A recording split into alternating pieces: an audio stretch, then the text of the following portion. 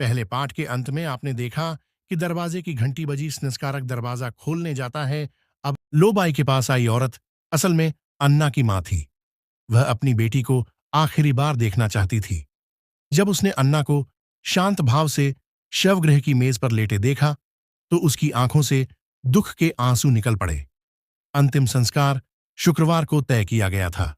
उसने लोबाई को खास तौर पर हिदायत दी कि उसकी बेटी को अच्छे से सजाना संवारना। इतना कहकर वह भारी मन से जाने लगी। लोबाई ने मन ही मन एक लंबी सांस ली और जल्दी से अन्ना के शरीर पर सफेद कपड़ा डाल दिया।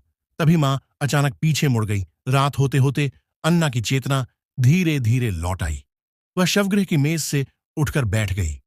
उसने घबराकर अपनी नब्ज टटोलनी शुरू की, लेकिन कितनी भी कोशिश करने पर उसे दिल की धड़कन महसूस नहीं हुई। घबराहट में उसने हाथ से शवगृह की मेज को ठोकर मारी, लेकिन यह और भी डरावना था, क्योंकि उसे तनिक भी दर्द महसूस नहीं हुआ। वह नीचे उतरी और दीवार पर टंगे टेलीफोन को उठाया, लेकिन फोन बिल्कुल भी काम नहीं कर रहा था। लाचार होकर वह दरवाजे तक गई और जोर जोर से मदद के लिए पुकारने लगी। तभी बाहर से गाड़ी की आवाज आई। दरअसल उसका प्रेमी पॉल उससे आखिरी बार मिलने आया था, लेकिन लोबाई ने दरवाजे पर ही रोक लिया और तरह तरह के बहाने बनाकर उसे अंदर नहीं जाने दिया।